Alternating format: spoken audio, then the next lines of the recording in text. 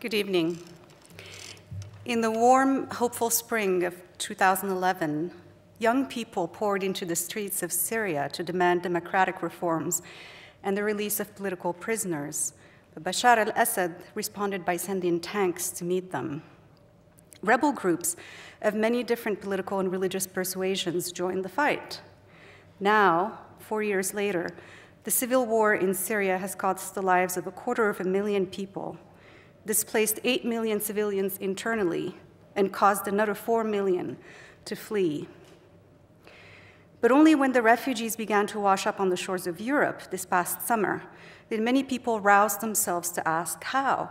How could this happen? It is not just Syria, it is also Yemen, South Sudan, Afghanistan, Iraq, Palestine, or the Ukraine. The historian Will Durant has estimated that in all of human history, there have been only 29 years when there wasn't a war going on somewhere in the world. War is not an aberration of human experience. War is human experience. But if politicians wage wars and soldiers fight in them, it is to writers that we turn in order to understand them. The novelist Aminatta Forna has devoted her considerable talents and immense intelligence to exploring the subject of war, not in the battlefield, but in the lives of civilians affected by conflict, whether in the immediate moment or many years later. In her work, she asks us to consider the physical injuries of war, as well as its moral injuries.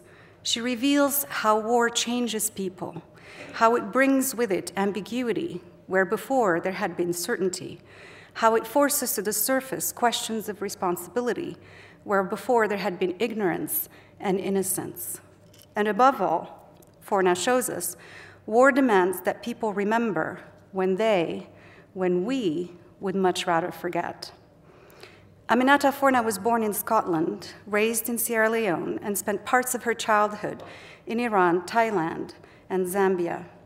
Her first book, The Devil That Danced on the Water, is a memoir about her family's life in Sierra Leone, where her father was kidnapped by the state secret police and later executed because he dared to stand up to the tyranny of Shaka Stevens. As she tries to uncover what happened to him, she also traces the chain of events that took the country from relative peace to open war. The implosion of Sierra Leone is also the subject of Forna's first novel, Ancestor Stones, which follows a young woman as she returns home from London to take over her family's coffee plantation. Her aunts Asana, Mary, Hawa, and Sarah each tell her about their lives, beginning in the pre-colonial era all the way to independence. Through their stories, we see how the seeds of the conflict were planted many years ago and how the trauma that comes with war affects their ordinary lives. Late in the novel, Aunt Asana, who has survived patriarchal rule, colonial disruption, civil conflict, and 2 husbands, says, quote, "Have you ever wondered what it is that makes people do terrible things? I have. Those men and women out there were not so different from me, only something inside them had been unleashed. Where does it come from, the fury? 1,000 indignities, 1,000 wrongs, like tiny knife wounds, shredding a person's humanity. In time, only the tattered remnants are left, and in the end, they ask themselves, what good is this to me? And they throw the last of it away." What I find remarkable in Forna's work is that despite her concern with war, or perhaps because of it, her sentences pulse with life, with love, with joy.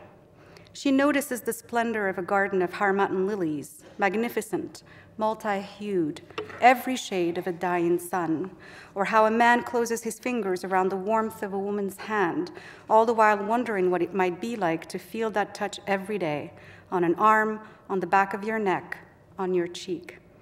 That man is Elias Cole, a university lecturer in history who faces a choice: stand up to the authorities or hand them notes on his colleague Julius Camara, a dissident. Elias tells himself that he has done nothing wrong. Julius was already under arrest, and the notes merely confirm well-established facts. In her novel, The Memory of Love, Forna explores the consequences of doing nothing. What happens to men like Elias Cole, she asks, when they have survived the war and must live with the memory of what they have not done? In her most recent novel, The Hired Man, Forna returns to the subject of war, this time in its ethnic dimensions.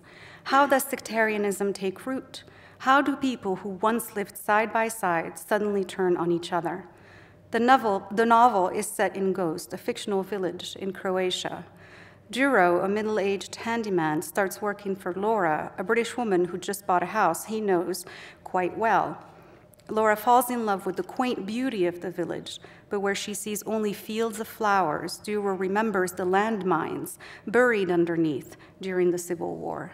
Where Laura marvels at the presence of only one bakery in town, Duro remembers what happened to the other one, the one where the word for bread wasn't the Croatian kruh, but the Serbian hleb. And as Duro remembers, he also questions. He recalls one morning in particular when he went out on a hunt and came across a group of soldiers wearing the same uniforms as the men who killed his father and sister.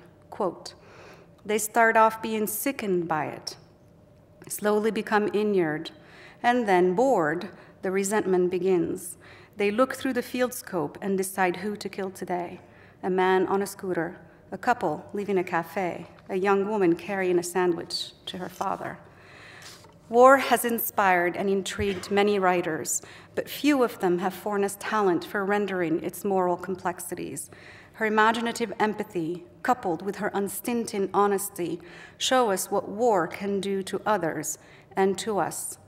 In her characters, a British doctor, a Croatian handyman, a Sierra Leonean professor, we see ourselves. For her work, Forna has won many, many prizes, including the Hurston Wright Legacy Award, the Liberator Prize, the Commonwealth Writers Prize, and most recently, the Wyndham Campbell Prize. We're very fortunate to have her here with us tonight. Ladies and gentlemen, please help me welcome the brilliant Aminatta Forna.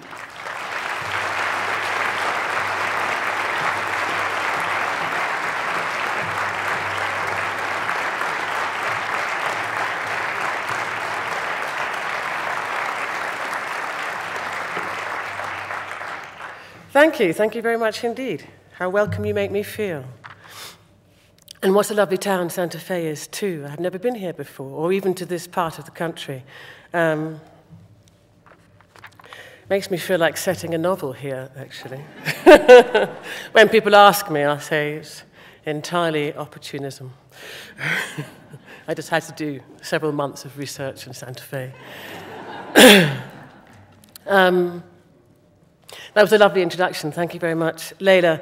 I was really propelled into writing. People often ask, journalists often ask, do you know when you wanted to be a writer? And they expect us to say yes when I was 4 or something. I knew that I liked stories, and I was a very curious child. Mostly I was a very curious child. And I was really, but I was a child, I wasn't a bookworm. I didn't spend all my time reading. I did read, but I didn't spend all my time reading. I actually spent most of my time exploring and trying to find things out. At school, I played around with creative writing. I had an idea that I would like to be a novelist. I told my careers mistress, who said it was a terrible idea. And then she said, well, why don't you become, I was doing French and Spanish at higher level, and she said, why don't you become a translator? And I said, oh. I said, I rather thought I would write the things that were translated. And she said, I have never met a young woman with such arrogance in all my life. But she does come to my readings now, so much is forgiven. I was propelled into writing, and mine was a fairly slow progress. I became a journalist. I worked for the BBC for 10 years. I became frustrated as a journalist, really, that we were not addressing the stories, sometimes stories that I felt needed to be addressed, or not addressing them in the way that I felt told the truth of the story.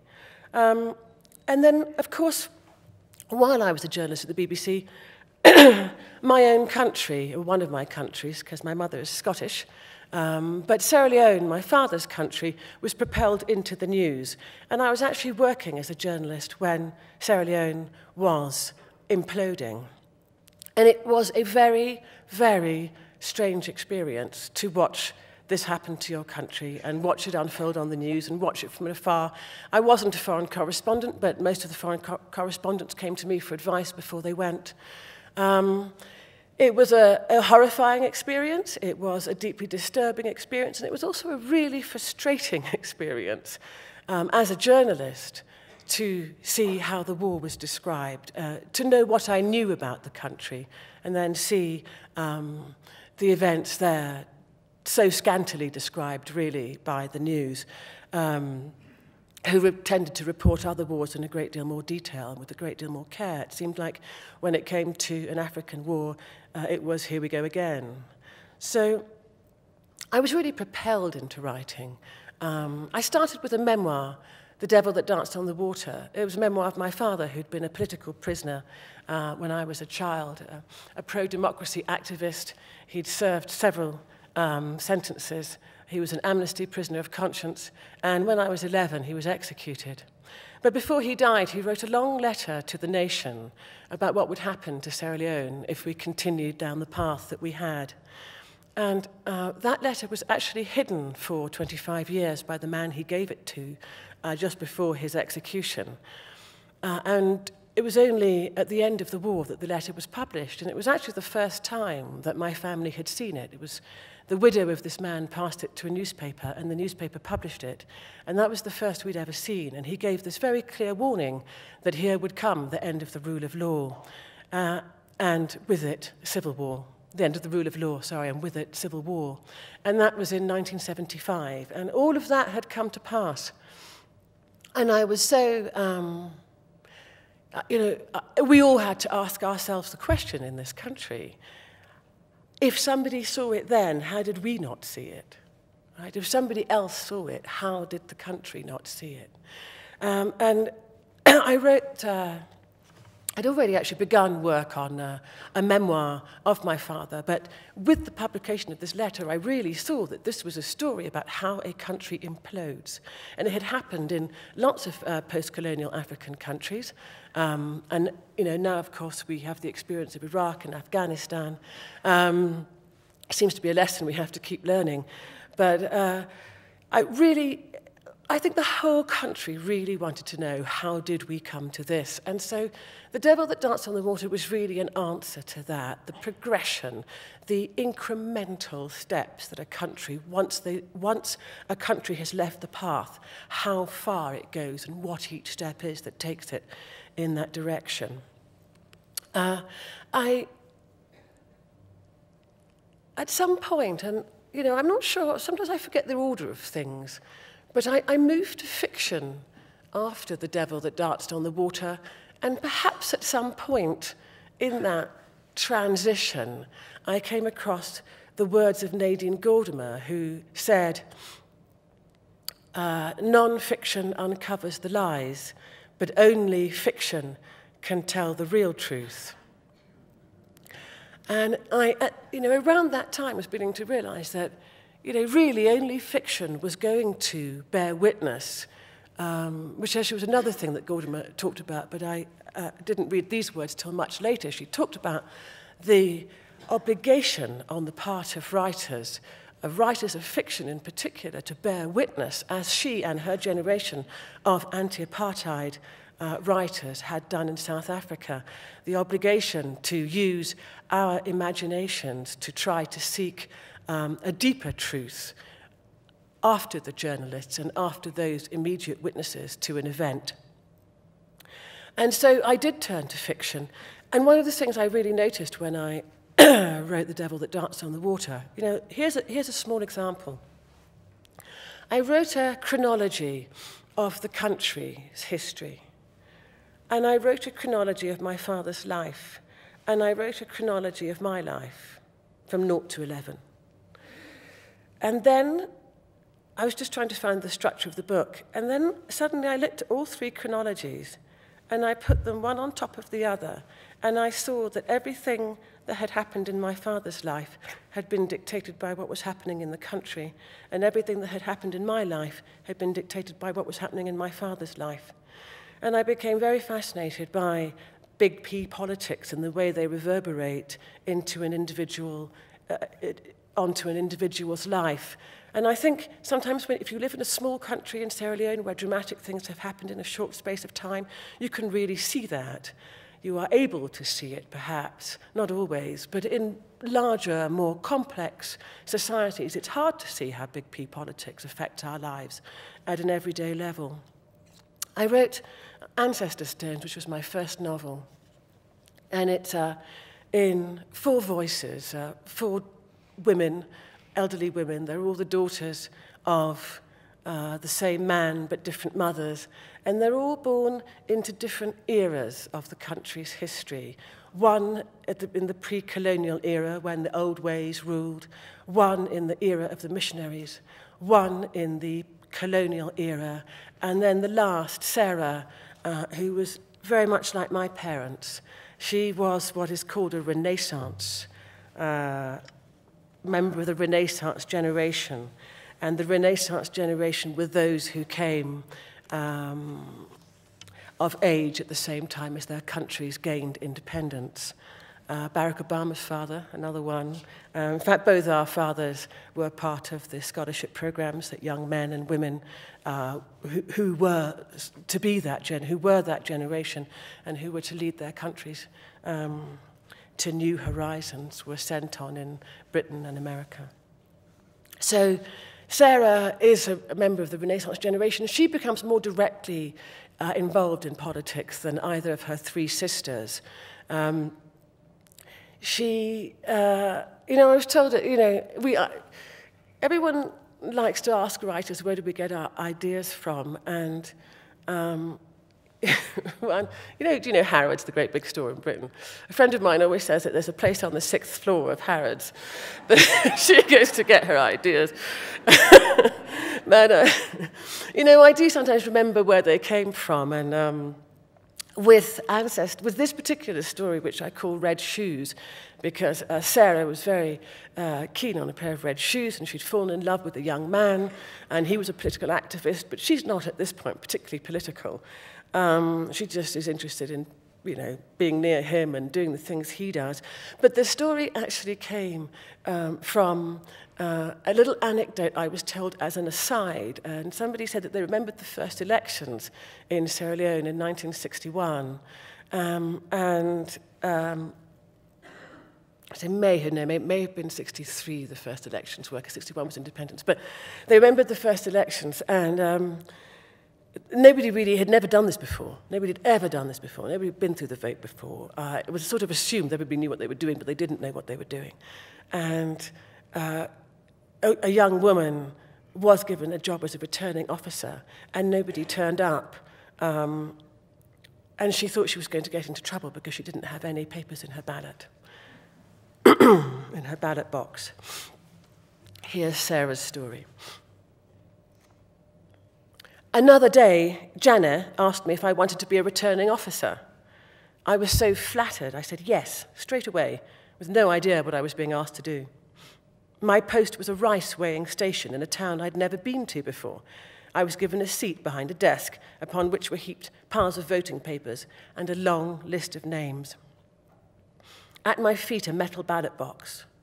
2 more boxes, wooden this time, were placed at one end of the room next to each other. A thin curtain suspended on a wire hung between them. The officer in charge gave me the key to the metal box and said he would be back to collect it at the end of the day. Polling started at 7:30 sharp. I pushed at the door of the station, which was really a shed, and the sunlight streamed in, lighting up the rice dust suspended in the air. I picked up a pile of papers and stood there in readiness. An hour later, I went back to the desk and sat down on the chair.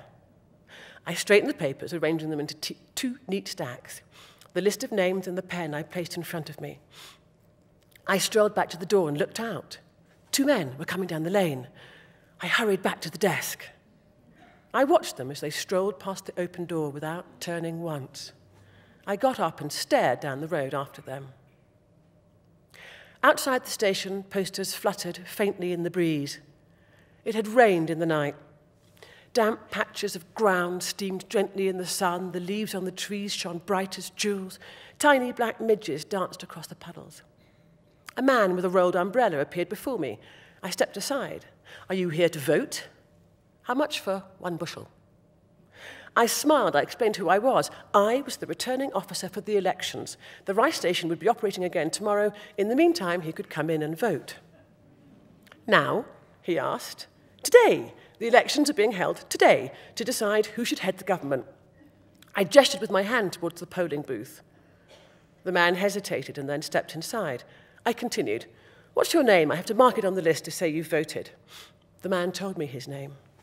Abu. Abu? Yes. Abu what? What's your father's name? Abu Kamara. I traced my finger down the list. There were a lot of Kamaras, dozens, in fact. Oddly, no Abu. I checked. Abu, yes. "Do you have another name that you use? A middle name?" He said he did not. Alfred Kamara? Al-Haji Kamara. Maybe this man had been to Mecca. "Are you a Muslim?" "I am a Muslim." That seemed to be good enough. He had a vote, I just couldn't find it. I did not want to disappoint him or lose my first client. I placed a tick next to the name Al-Haji Kamara and handed him a voting form. I told him to go into the booth and select his candidate, and then to press his thumb into the purple ink pad to sign, and again onto the bottom of the form, unless, that is, he knew how to write his name. He had one question. "Who is it I'm voting for?" "You vote for the candidate of your choice." "What is his name?" "Your choice is your own, I can't tell you that." The man stood and gazed at the paper in his hand. He moved neither forward nor back. "So who did you vote for?" he asked. I hadn't voted. I hadn't thought about it. Suleiman Bio, the People's Choice. I cited the campaign literature. People's Progress Party. The People's Choice? I smiled, nodding, said it again. The People's Choice? The choice of the people. That way round, it sounded like a foregone conclusion. The man moved towards the booth. "Third one down," I added, to be helpful. Minutes later, he departed with a purple thumb and a purple stamp on the back of his hand to stop him from trying to vote again. Later in the afternoon, I kicked off my red shoes and rubbed the soles of my feet. From time to time, I went to the door to try to encourage passers-by, such as there were, to come inside. Still, no one came. I went back to the desk and gazed idly at the list of names. I felt like a hostess who'd been snubbed by her guests. I let my eyes run down the names. Name upon name.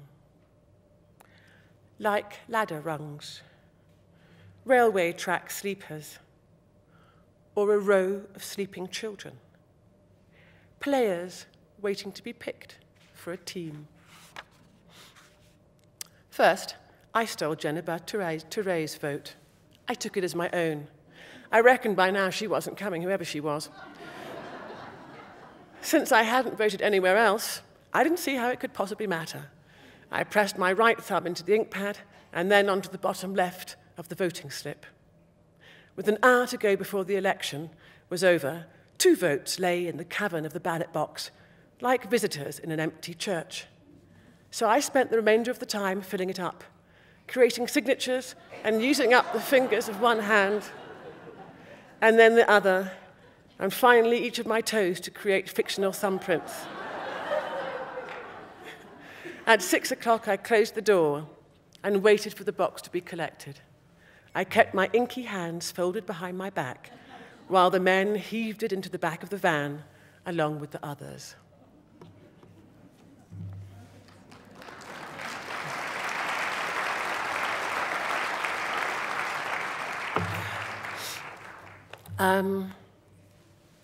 Sometime during the period when I was writing the ancestor stones, or even before I'd begun it, I think I may even have still been working on The Devil That Danced on the Water, but I was in conversation about The Devil That Danced on the Water with a friend of mine from Argentina.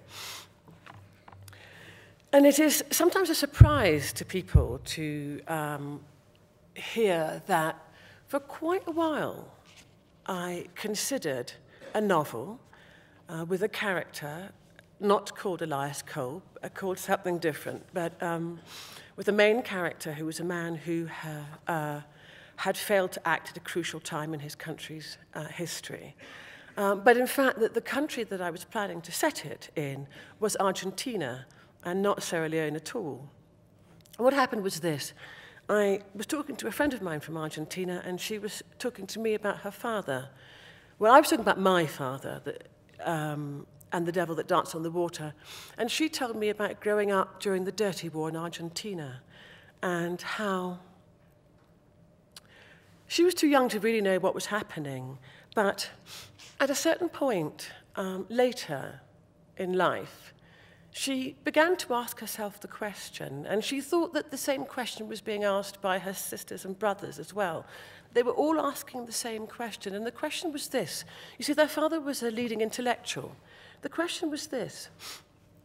In a country where everybody who stood up against the terrible atrocities and disappearances and murders that were happening suffered the same fate, at the very least, they lost their job, or they didn't get promoted, or they lost their job, or they had to leave the country, or they served a prison sentence, and at the very worst, they were murdered or disappeared, and nobody knew what their fate was. And that was the fate of a good many people around her, and people who were at the university that her father taught at. And she said at one point, there came to her, when she was a young woman, the question, because none of this had happened to her father, who had gone on to have a very successful career as an academic. She said, there comes a time when you have to ask the question. And the question is, how can it be? How can it be? And, you know, I think of The Devil That Danced on the Water and The Memory of Love as being the fictional and non-fiction counterparts to each other. And this is what I mean by fiction can answer questions that non-fiction can't. I could never, if I tried to, however open people were being with me at the end of the war when I wrote The Devil That Danced on the Water, I could never have really got to the bottom of what the stories were, those people who didn't act when they could have acted. What were the stories they were telling themselves to make it all right? Because I suspect that they didn't know. You know, they hadn't interrogated their own action and inaction. And only fiction could really take us into the world and into the mind of a person like Elias Cole and walk the walk with him and see how those decisions are made and make us ask the question of what would we have done at particular times? Would we have become Elias Coles, or would we have become something else? The story is Elias Cole's story, and he tells his story to a young British psychologist called Adrian Lockhart, who in fact does appear in Ancestor Stones, if anyone reads it. I suddenly had the idea of taking him out of that book and putting him in this one, because I'd been somewhat unkind to him in the previous book. I thought that I'd give him another chance to try and get it right. But also I wanted Adrian Lockhart to be the reader, to listen to this man and, you know, in a country he doesn't know and has never been to, and try to figure out, in a country where everybody is silent. They are silent because they have endured 30 years of oppression when they could not talk about what was going on. They are silent because they are traumatized. Right? In a country with so much silence, why is there one person who wants to tell his story? I'm going to read a short piece from it. This is where Adrian meets the man who will become his friend and guide through the time he spends in Sierra Leone, a young surgeon called Kai Mansoure. Kai has turned up. Adrian sleeps in a flat in the hospital to which he's seconded, and Kai has turned up in the middle of the night and asked if he can sleep on the sofa, which is something he apparently used to do when the flat was empty. In this country, there is no dawn, no spring or autumn. Nature is an abrupt timekeeper. About daybreak, there is nothing in the least ambiguous. It is dark or it is light. with barely a sliver in between. Adrian wakes to the light. The air is heavy and carries the faint odour of mould, like a cricket pavilion entered for the first time in the season. It is always there, stronger in the morning and on some days more than others. It pervades everything. The bedsheets, towels, his clothes, dust and mould. Outside his window, somebody is talking in a loud voice. He has no idea what they're saying. For a moment, his mind drifts with the thought, to be surrounded by languages you don't understand, of how it must, in some ways, be like being deaf. The deaf children he knew, whose parents sometimes came to see him, became remote, cut off, even inside their own families. Silent islands. By the time they were diagnosed, the damage to the relationship with their parents and siblings was already done. No wonder, he thinks, that the deaf create their own communities, turning their backs on the hearing world. In the kitchen, Kai Mansaray, barefoot but dressed in the clothes of the night before, is opening and closing cupboard doors. He doesn't turn when Adrian greets him. "Hey man, not much in here. Tell me you have coffee." Adrian opens a cupboard on the opposite wall and finds the tin of instant coffee. He fills the kettle with water from the plastic bottle and lights the gas ring. Kai Mansaray watches him. Boiling sterilizes it. "I know," says Adrian, feeling the other's gaze. He fetches down the only 2 mugs he possesses and prizes the lid of the coffee tin open with the end of a teaspoon. "How did you find the couch? I hope it was all right." "Fine, fine. Me and your couch, we go back a long time. I'm not a big sleeper anyhow. I had to check on my patient." "How is she doing?" When there is no reply, Adrian glances up. Kai Mansaray is studying the label on the coffee tin. Adrian can't be sure whether he heard the question or not. Suddenly the other man looks up at him. "I could eat," he announces. "I'll make us breakfast." "Well, there's nothing much here." "You don't say." For the first time since they met, Kai Mansaray smiles. "You relax." He steps around Adrian so nimbly Adrian doesn't have time to move out of the way, opens the door of the apartment. "Shh, I say, come." He beckons. A hospital porter hurries over. Kai hands him a few coins, and a short time later, the porter reappears carrying a plastic bag and 2 freshly baked loaves of bread wrapped in newspaper. Adrian dresses to the sounds of his visitor, preparing breakfast in the kitchen. Efficient sounds that relay a deftness of hand, a certainty of procedure. Still, he dresses quickly. By the time Adrian reappears, the apartment has been overtaken by the smell of frying onions. In the kitchen, Kai Mansaray breaks with one hand eggs into a soup bowl and whisks them into a froth. He has made coffee in the teapot and replaced the broken lid with a saucer. Adrian pours 2 cups and sets one where the visitor can reach it, then leans back on the counter. In the silence, a prickle of self-consciousness touches him. He shifts from one foot to the other. Watching the newcomer move around the kitchen, his kitchen, as though he were a man entirely alone in his own space, it is Adrian who feels like the intruder. He has yet to become used to it, the silences between people. In Britain, people came or were sent to see him. He learnt to examine their silence to see if it was tinted with shame or pain or guilt, coloured with reluctance or tainted with anger. He himself used silence as a lure, pitting his own silence against theirs until they were compelled to fill the void. Here, those tricks have no place, even with those he calls his patients. If Adrian falls silent, so too do they, waiting patiently and without embarrassment. Here, the silences have a different quality, are entirely devoid of expectation. And so he watches Kai Mansaray shaving curls of cheese with a knife blade, swift, deft movements.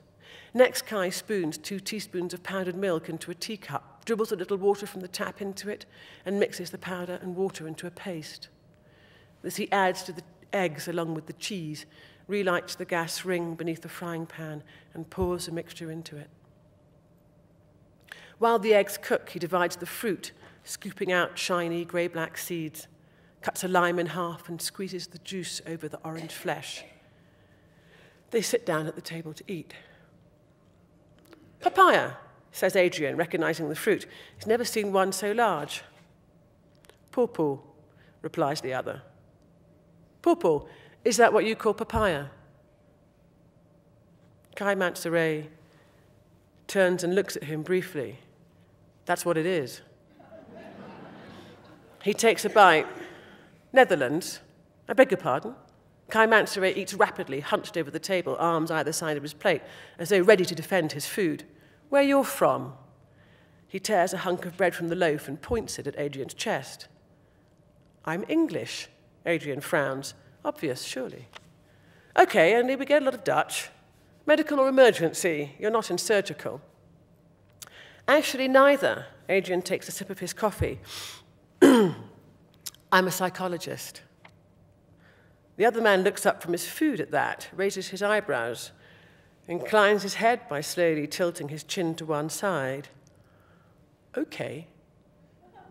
The word is spoken in two parts, split down the center as neatly as if he'd used an axe, as though he is considering the statement carefully, examining its likelihood.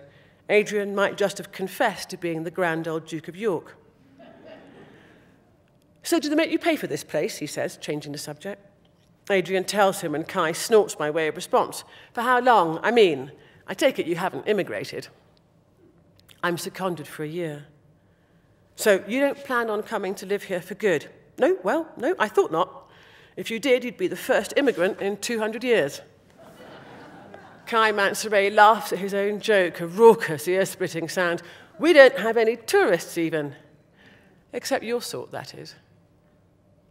My sort. The visitor takes another bite of bread. Nothing. What I meant to say to you was, welcome.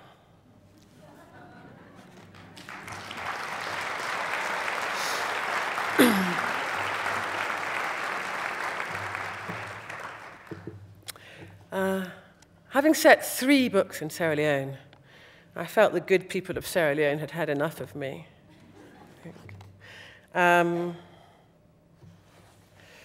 No, I was still very interested in conflict. You know, what happened was in Sierra Leone after the war, we were all still left with each other. You know, people didn't go back to their countries. Refugees were not patriated somewhere else. We were all still with each other, and we had to figure out how to get along, even though we knew what people had done and or not done. And I had some friends, actually, from the former Yugoslavia, and we would sometimes talk about our wars, our experience of civil war, and it did strike me that it was something so particular. And one of the things we'd always ask each other is, who do you know who did what? You know, and I was drawn to write about the Croatian conflict for a couple of reasons. You know, the wars were contemporaneous. They both began in 1991. The countries are very similar size. They both have about the same size population, same size square mileage. They both are very beautiful coastal countries, exquisitely beautiful, both of them, in fact. Quite undeveloped, rural agroeconomies, people still living in villages very much as they have done for hundreds of years, a tourist industry, and then, of course, crucially, they had both suffered 30 years of civil war, followed by a very sharp economic downturn. So I thought these countries were, to me, very similar, even though it was rather a surprise to at least a lot of critics that I had chosen to set a book in Croatia. You know, later on, you know, people are so focused on, I suppose, on ethnicity and regionality. Sometimes they can't see what's quite obvious. I think my Bosnian and Croatian friends and I felt we were all quite alike. We just thought the British were quite different. Actually, after I'd written the novel, I came across a wonderful thing called the Hofstede Dimensions. Does anyone know what they are? anthropological psychologist in this room. The Hofstede dimensions are, Geert Hofstede was a Dutch cultural anthropologist, and he came across these 6 measures, I suppose he was 6 dimensions by which he measured countries, how they were on certain things, sense of community or individualism and things like that. And I came across them some time after I'd written the novel, and I thought, oh, you know what I'll do? I'll look and see what Sierra Leone and Croatia are like, And I looked at Sierra Leone and Croatia, and although the data was incomplete for Sierra Leone, it was, we, Croatia and Sierra Leone, were very, very much alike. And I thought, oh, I know, I'll look at Britain and see whether Britain is like Sierra Leone or Croatia, and Britain was completely different. Had nothing in common with 2 of us whatsoever. So it seemed to me very obvious to look at another country, and I was fascinated by a couple of things. I suppose, the piece I'm going to read for you now, which is going to be the last piece I'll read, I suppose a couple of things fascinated me. There were the similarities, and then there were the differences.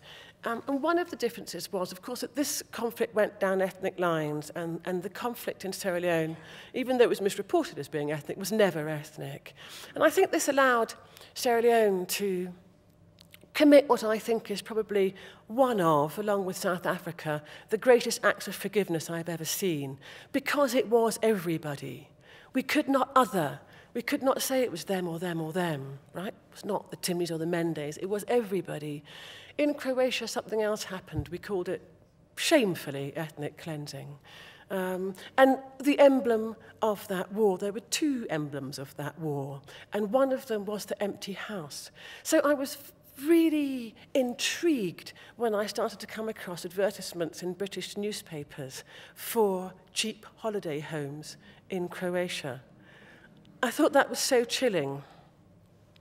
And if I was to bring myself to buy a holiday home in Croatia after all that has happened, I would very much wish to know the provenance of that house.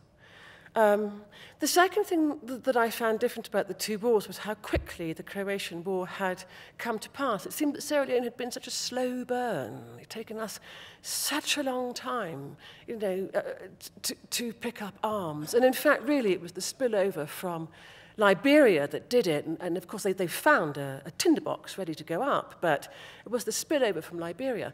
Croatia, the former Yugoslavia, Slovenia, then Croatia, then Bosnia, Kosovo. It just swept through at incredible speed.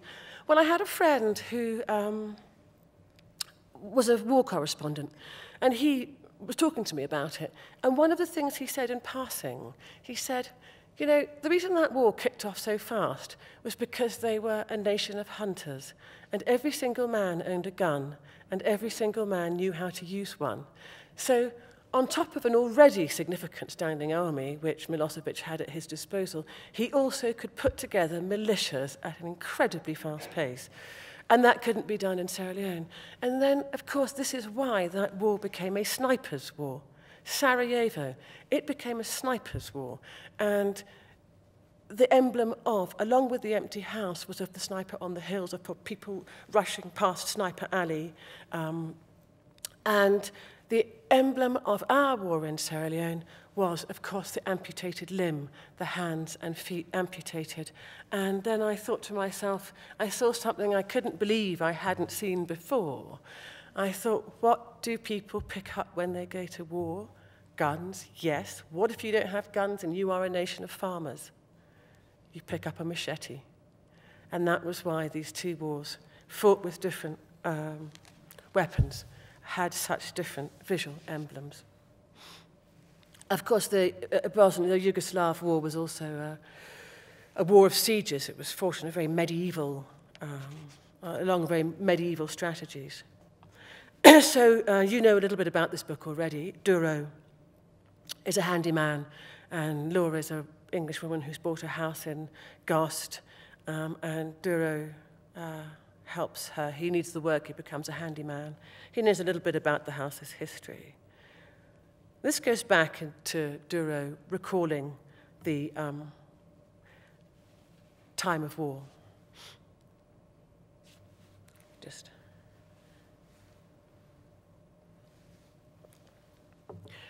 The storm over the town rumbles day after day. Some people have already left Gost. They left before dawn and after dusk without telling their neighbours, and they left their pets behind. How did they know? The rest of us didn't see it coming. Now it's impossible to leave too many refugees. There are the roadblocks and checkpoints. Both sides are happy to shoot you. A dog or cat in the car is a sure sign you're getting out, and that means trouble. The abandoned dogs sit outside their old homes, waiting to be let in. I borrow books from the library on the days it is open. I read about sieges. Constantinople, Delhi, Mafeking, Paris, Dien Bien Phu, Leningrad. The siege of French forces by the Viet Minh in their garrison, Dien Bien Phu, took place in 1954 and lasted for exactly 54 days. In the middle of that 54th night, the Brigadier General in Dien Bien Phu radioed his commander and asked permission to surrender. "You've done magnificently. Don't spoil it now by hoisting the white flag," said his commander 300 kilometers away. "Okay," replied the besieged man from his valley hole, surrounded and overlooked by tens of thousands of enemy soldiers. "I was only thinking to save the wounded. There were 5,000 at that time, you understand." "Well, see you soon," replied the commander. French soldiers named their strong points after women: Beatrice, Gabrielle, Isabelle, Hélène. The men decided to hold off the enemy as long as possible and allow the men in Isabelle to make a run for it. They had the best chance, you see. But only 70 made it anyway, so it was for nothing. 10,000 were taken captive, forced marched to prison camps across the country. Most of them died on the way. Nobody had expected the Viet Minh to use 19th century tactics. In Dien Bien Phu, planes dropped rations and the men crept out under the barbed wire into no man's land to fetch them and were shot to bits. The citizens of Paris ate the animals in the zoo. Castor and Pollux, the elephant pair, were shot through the eyes, as nobody could lay hands at that time upon an elephant gun. Only the zoo's big cats were spared because of the difficulty of approaching them. Also the monkeys. People thought they looked too much like humans. Parisians developed a taste for horse meat, which continues, as well as dog, cat, and rat meat, which does not. Photographs of Paris during the Great Siege, people sitting in restaurants with napkins tucked around their necks, munching on rat blanquette, accompanied by the last decent bottles of wine. A heavy mist slides between the trees and across the sloping ground. The tree trunks are slick and black, thick odour of rotting leaves, and mingled with the cold morning air and the sharp scent of pine, the snap of cordite. A deadly hush. I am alone. I tread with care, weight on the outside of my foot. The dampness helps, softens the ground. The heavy air smothers small sounds. The deer are nowhere to be seen, but I sense them behind the mist, smell their moist breath, see the flash of a liquid gaze, and feel a trembling footfall, twitching hide and hair, the quiver of a haunch. They are watching the shape-shifting patterns of mist. At the first tree, I pause, wait, and listen. I peer through the trees into the almost darkness. Forward, forward, step by step. Minutes pass and still no sight of the deer. They must be retreating ahead of me, herding uphill. I stop and look the way I have come. The mist is beginning to clear in patches. Here and there, shafts of sunlight reach the forest floor, freeing curls of vapor. Underfoot, the ground is soft, springy, and damp. The upper tree line is several hundred meters away. I'm closer to the soldiers' camp than I have ever been, though still a good kilometer away, and the wind is in my favor. Out of nowhere, a deer barrels across my path, a young male on the edge of panic, the smell of musk and fright all about him. He's there and gone. It gives me a jolt, a squeeze to the heart. I wait a minute or two before I begin to move steadily in the direction he went. A mature doe comes racing towards me, passing within meters, fleeing some threat, or she'd never come so near. Only a few times in all my years have I been so close to a live animal. Seconds later, a group comes racing through the trees. A second group bolt past the other way. I'm caught in the middle of a stampede. There's something comic about it, the deer, their sudden leaps and graceless crashings. And when they stop, they stand around as if they're embarrassed at their own behavior. Before the madness goes to their head again and they're off, ricocheting through the trees. Something has spooked them, not me, though by now they've surely scented me, which is no doubt adding to the general confusion. I wait in the shadow of a tree. There's no point. There's no longer any point being here. Nothing can happen now. The deer's blood is up. I won't get close to the herd today. Movement. There's another animal in these woods. Smaller, nearly as fast as a deer, a softer footfall. It scatters a group of deer and lurches round in a circle before heading back towards them. A dog, a youngster of 2 or so with huge paws, ears streaming behind him, tongue lolling, the thrill of the chase gone to his head. He races straight past me. The deer have his eye and he's heady with the scent of them. I don't recognize him as belonging to anyone in Gost, and he doesn't look like a stray. Hunting breed, well fed, well cared for, totally undisciplined. The sound of voices, singing and shouting, soldiers singing drunken songs. A late-night session has turned into an early morning hunt, but none of them is sober enough for it. The dog is out of control.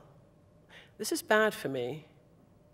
The big problem is the dog. At the moment, he's too bound up chasing the deer, but the minute I start to run or even move, that will change. If I stay where I am, which I don't have any choice but to do, he could still come back. I'm pretty sure he's seen me. He's just not that interested while there are deer to chase.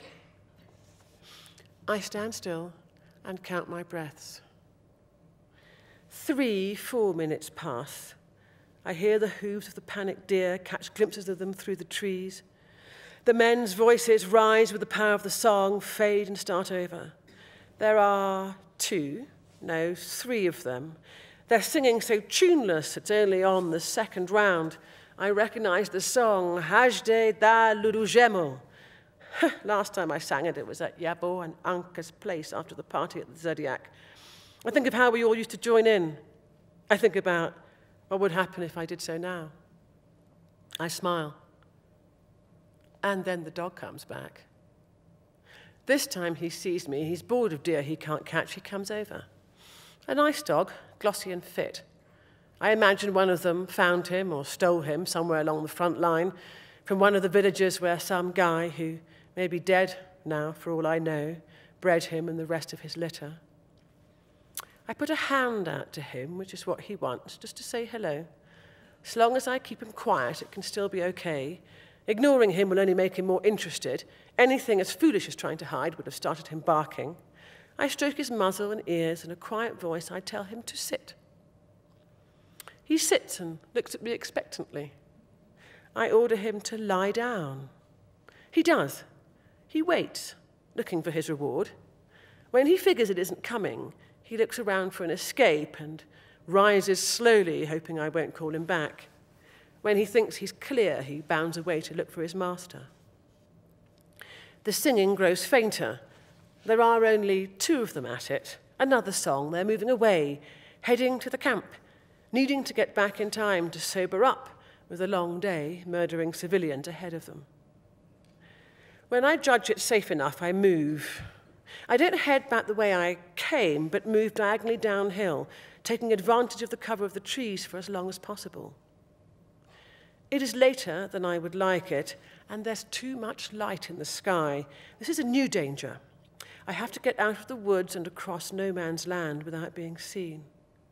I start to jog, slowly enough to keep an eye out, faster enough to cover the ground. I'm stood in the woods when I come across him. I stop and take cover behind a tree. Standing with his legs apart and his flies undone, pissing against a tree, unsteady on his feet, he sways forward and then back, holding onto his cock as if for balance and staring at the jet of piss.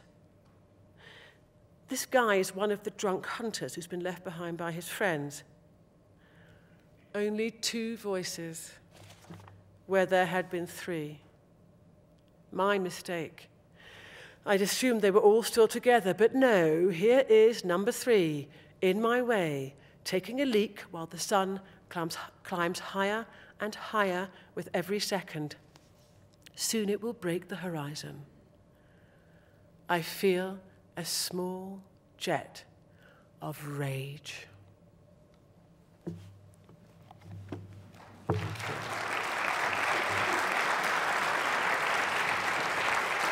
Thank you very much.